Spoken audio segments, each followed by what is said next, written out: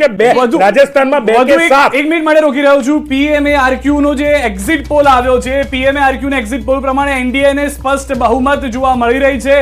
ત્રીજી વાર મોદી સરકાર જોવા મળી રહી છે. એનડીએને 359 થી 360 બેઠક, 400 નું સપનું ચકનાચૂર છે અહીંયા. પરંતુ ઇન્ડિયા ગઠબંધન, જે પાર્થિવરાજભાઈ કહેતા હતા કદાચ પહેલા કરતા સારું પ્રદર્શન, તો એ જોવા મળી શકે. 154 થી 160 બેઠકો જે છે તે જોવા મળી શકે છે. PMARQ કે જે અનેક સર્વે કરનાર એજન્સીમાં એક સર્વે એજન્સી છે PMARQ, જેનો આંકડો સંધ્યા જોવા મળી રહ્યો છે. બિલકુલ. તો આંકડો ત્રીજી વખત મોદી સરકાર દેશમાં બની રહી છે. એનડીએને 359 થી 360 બેઠક મળતી દેખાઈ રહી છે. એટલે કે ગઈ વખતનું જે 5 વર્ષ પહેલાનું જે પરિણામ હતું તેનાથી થોડીક બેઠકો આ વધી છે. પરંતુ સરકાર બનાવી રહી છે, તો સરકાર બનાવશે મોદી સરકાર. ફિરસે એક બાર મોદી સરકાર, જે નારો તેમનો છે એ જ ફરી અહીં ફળીભૂત થતો હોય તેવું દેખાઈ રહ્યું છે. ક્વિક રિએક્શન બંને પાર્ટી પાસેથી. જીવકભાઈ, આ અમારો સર્વે નથી, PMARQ નો સર્વે. એટલે મને તો જો તમારા સર્વે ને બંને સર્વે ઉપર ભરોસો છે. એમને કદાચ હવે આમના ઉપર પણ શંકા સેવશે. જો એક વસ્તુ કહું, તમે નથી કરી શકતા, ઓકે, તમે નથી બોલી શકતા, તમારી પાસે મુદ્દા નથી, તો સ્વીકારો. તમે સત્ય હકીકત સાથે જેટલા રહેશો ત્યાં સુધી જ્ઞાતિ જાતિના ભેદભાવ સાથેના ઇલેક્શન લડવાની કોંગ્રેસની જે પદ્ધતિ રહી છે, તમે જોયું છે ખામ પદ્ધતિ કોણ લાવ્યું. આજની તારીખમાં પણ તુષ્ટિકરણ કરીને જે વોટ બેંક ઊભી કરવાની, કોઈ પણ ઇલેક્શન આવે ત્યારે કોઈ પણ વર્ગને ઊભો કરીને ક્યાંક ને ક્યાંક એમને ગુમરાહ કરીને ઇલેક્શન જીતવાની પેરવી કરવી, આ પદ્ધતિથી લોકો જાણી ગયા છે અને એટલા માટે જ એમને આટલા પરિણામો આપી રહ્યા છે સ્પષ્ટપણે. ઠીક છે પાર્થિવરાજભાઈ. મને એવું લાગે છે કે દીપકભાઈએ જે પ્રકારે હાસ્યાસ્પદ નિવેદન આપ્યું, તો બેરોજગારી અને મોંઘવારી મુદ્દા ના કહેવાય, જેના મુદ્દા ઉપર અમે ચૂંટણી લડ્યા. અમે તો કંઈ હિન્દુ મુસ્લિમ કરીને ચૂંટણી નથી લડ્યા. અમે ભેંસ લઈ જઈશું એવું કહીને તો ચૂંટણી નથી લડ્યા. અમે એવું કહીને તો ચૂંટણી નથી લડ્યા કે મંગલસૂત્ર લઈ લઈશું. અમે તો કીધું કે યુવાનોને રોજગાર આપીશું. અમે કીધું કે મહિલાઓ જે ગરીબી રેખાથી નીચે છે એમને ગરીબી રેખાથી બહાર લાવશું એ પરિવારો. અમે કીધું કે મહિલાઓને કેન્દ્ર સરકારમાં 50% જે કહેવાય કે નોકરીઓમાં અનામત આપશું. અમે કીધું કે ચોક્કસપણે જે ખેડૂતો છે એમને MSPનો કાયદો લાગુ થવો જોઈએ. અમે એ વાત કરી. શું પુરુષોત્તમ રૂપાલાએ જે નિવેદન આપ્યું હતું એ કોંગ્રેસના કહેવા ઉપર આપ્યું હતું? તમે કહો જ્ઞાતિના આધારે અમે આંદોલન કરાવીએ છીએ, તો પુરુષોત્તમ રૂપાલા જે પ્રકારનું સ્ટેટમેન્ટ આપ્યું એ શું કોંગ્રેસના કહેવા ઉપર આપ્યું છે? તો મને એવું લાગે છે કે તમારે પુરુષોત્તમ રૂપાલાને તાત્કાલિક ભાજપમાંથી સસ્પેન્ડ કરી દેવા જોઈએ જો તમને આવું લાગતું હોય. ઠીક છે. ચલો, આપણી સાથે વિશેષજ્ઞો પણ જોડાઈ ગયા છે. બિપિનભાઈ પણ આપણી સાથે છે, આપનું સ્વાગત છે. આ સાથે પ્રશાંતભાઈ પણ આપણી સાથે છે. બંને મિત્રોનું સ્વાગત છે. પહેલો સવાલ બિપિનભાઈ છે કે અત્યારે જે એક મોટો સર્વેનો આંકડો સામે આવી રહ્યો છે એમાં એ છે કે ત્રીજી વખત બની રહી છે એનડીએની સરકાર, અને તેનો મતલબ એ છે કે ત્રીજી વખત પ્રધાનમંત્રી મોદી ફરી એક વખત રાજ કરશે દેશની સત્તા. જેમ આપણે કહ્યું કે 2019માં જે છે કે મુખ્યત્વે એનડીએને જે સપોર્ટ છે મુખ્યત્વે હિન્દી બેલ્ટનો, એટલે ઇન્ડિયા બેલ્ટનો અને વેસ્ટ ઇન્ડિયાનો જે મળ્યો હતો એ પ્રમાણે જો એ મળે, જે આજે જે 7મા ચરણનું જે ઇલેક્શન પત્યું અને એવરેજ જોઈએ તો 1.5% 2% જેટલું જે છે વોટિંગ ઓછું થયું છે એવરેજ.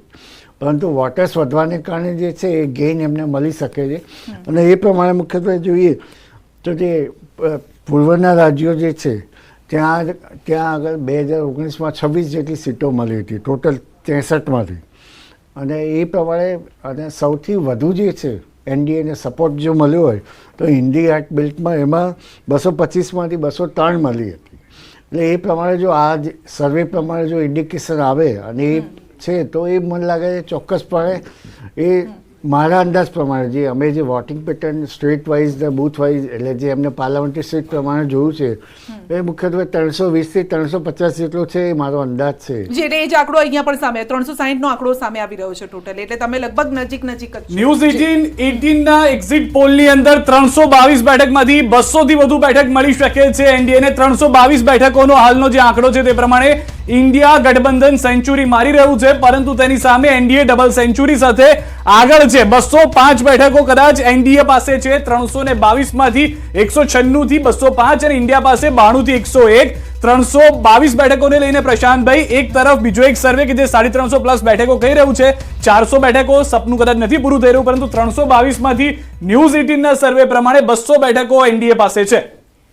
2019 નું પરિણામ કે 303 ભાજપ અને 353 એનડીએ, હવે એ જે પરિણામ છે ઓલરેડી તમે પીક ઉપર છો, કારણ કે ઓલરેડી સાઉથના 6 સ્ટેટમાં તમે ક્યાંય હતા નહીં, 6 નહીં, એમાં તમે કદાચ કંઈક નાનું મોટું એચીવ કરી શકો, પણ એની સામે 5 વર્ષની અને 10 વર્ષની એન્ટી ઇન્કમ્બન્સી વત્તા ઇન્ડિયા ગઠબંધન એનાથી, અને કોંગ્રેસમાં થોડો પ્રાણ ફૂંકાયો, બધા ભેગા થયા, ઇમરજન્સી પછીની પહેલી ચૂંટણી કે જેમાં બે જ સામે ઇન્ડિયા વર્સિસ એનડીએ જ્યારે લડી રહ્યું હોય, એ તમે તમારા નંબરથી થોડા નીચે ઉતરો અને એનું ગેઇન તમે પ્રયત્ન કર્યો સાઉથમાં. આજે તમિલનાડુમાં અન્નામલાઈની વાત હોય, આંધ્રપ્રદેશની વાત હોય, બીજા રાજ્યોની વાત હોય, કેરળની કદાચ આ વખતે ખાતું ખોલશો તો ઓવરઓલ સ્ટેટસ કો જેને આપણે કહેવાય કે ગઈ વખત જે પરિણામ હતું લગભગ એની આસપાસ આવે અને એ જ આંકડા આપણી નજર સામે આવે છે. એક્ઝિટ પોલ તો આપણી સામે આજે આવ્યા છે, પણ અમે પણ એમ કહેવાય કે સ્ટેટસ કો જેવી પરિસ્થિતિ.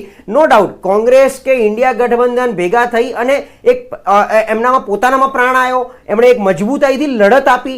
જે 400 પારની ને લીડની વાત હતી એ લીડ ભાજપ નહીં મેળવી શકે, પણ 273 સુધી પહોંચવા માટે ઇન્ડિયા ગઠબંધન પાસે ન તો કોઈ એવી રણનીતિ હતી. એમણે જે મુખ્ય સમય, અને આમ બી ગુજરાતના પરિપ્રેક્ષમાં જો વાત કરીએ તો 156 આયા પછી એમનું જે મનોબળ તૂટી ગયું કોંગ્રેસનું, એને બહાર આવતા આ આઘાતમાંથી બહાર આવતા થોડોક ટાઈમ લાગ્યો હોય. એ પછી ઇન્ડિયા ગઠબંધન બન્યું, એ લોકો માત્ર મિટિંગો કરી, ગ્રાઉન્ડ સ્તર ઉપર બહુ જ ઓછા આવ્યા હતા. એ ગ્રાઉન્ડ સ્તર ઉપર સીટ શેરિંગની ફોર્મ્યુલાને લઈને ચર્ચા, એટલે ઓવરઓલ ઇન્ડિયા ગઠબંધન ભેગું થયું છે, એક વોટ શેર બનાવે છે, પણ વોટ શેર આવવાથી સીટો આવે એવું જરૂરી નથી હોતું. એટલે વોટ શેર ચોક્કસ વોટ શેર આવી રહ્યો છે, પણ સ્ટેટસ કો જેવી પરિસ્થિતિ અમે પહેલા પણ જ્યારે ચૂંટણી હતી ત્યારે પણ કહેતા હતા કે લગભગ એની આસપાસમાં રહે. હું એવું માનું છું કે બીજેપી કદાચ એનાથી થોડું નીચે ઉતરે, 303 તમારી પાસે ના આવે, તમારી 20-25 સીટો ઘટે એટલે 280 આવે, અને બીજું એનડીએ ભેગું થાય તો 320-330 ની આસપાસ. પાર્થિવરાજસિંહ તો મારી સાથે હતા ત્યારે પણ આ આંકડો મેં એમને આપ્યો હતો, દીપકભાઈ આપણે પણ છેલ્લે એક જગ્યાએ ભેગા થયા, આ આંકડો મારો પહેલા દિવસથી તો પહેલા કરતા માઇનસમાં જાય ને, તો પછી ટોટલમાં ઓવરઓલ જોઈએ તો પણ વોટિંગ પર્સન્ટેજ જે છે એ હું આપને ખાસ કહીશ કે જે 37% જેટલું વોટિંગ જે બીજી એનડીએને મળ્યું હતું અને જે 19.46% જે છે એ ઇન્ડિયાને મળ્યું હતું, ઇન્ડિયા ગઠબંધન ઓવરઓલ, અને અધર્સના 48% જેવું 43% હતું.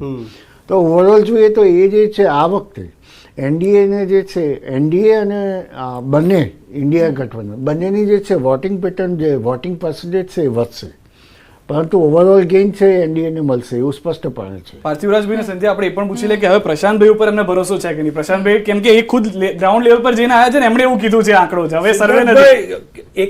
એકની એક વાત હું કેટલી વાર કહીશ, મને દેશની જનતા ઉપર ભરોસો છે, અને એટલા માટે જ કહું છું કે દેશની જનતા બેરોજગારીથી પરેશાન હતી અને મોંઘવારીથી પરેશાન હતી. આપણે બહાર નીકળીને લોકોને પૂછીએ ને, 2014 હું એ જ કહું છું કે આ 1.25 લાખ લોકો કદાચ મને એવું લાગે છે કે પણ તમે 2019 માં બીજેપી બનાવેલા કાર્યકર્તાઓ તો હતા ને. હું એ જ કહું, તમે 2019 માં પણ એ વાત કરતા હતા, 2022 માં પણ એ વાત કરતા હતા. 1.25 લાખ લોકો બીજેપી ના કાર્યકર્તાઓને તો નથી પૂછ્યું ને. અચ્છા, ઠીક. એટલે ઘણી વાર એટલું બધું પણ એ વાત ના કરો કે અમે એવી રીતે સર્વે ઇન્ડિયાના 8 સેક્ટરો જે છે ડેવલપમેન્ટના, એ 8 સેક્ટરમાં છેલ્લા 1 વર્ષમાં 6.5% એટલો એડિશનલ MSME કેટલા બંધ થયા બિપિનભાઈ, એ કયો ને મને.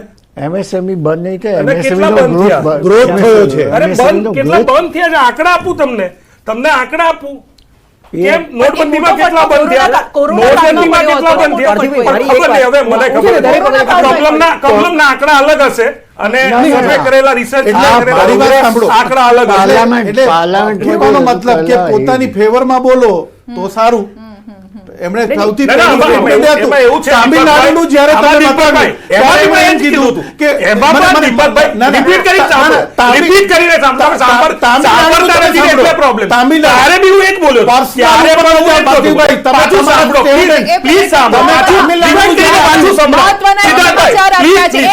યુટ્યુબ ઉપર છે, તમે જોઈ લેજો. અત્યારે આપણે બીજો સમય નથી. એક્ઝિટ પોલ પ્રમાણે ગુજરાત ભાજપને 62% મત. ગુજરાત આ ટકાવારી સાંભળી લો, ટકાવારી સાંભળી લો.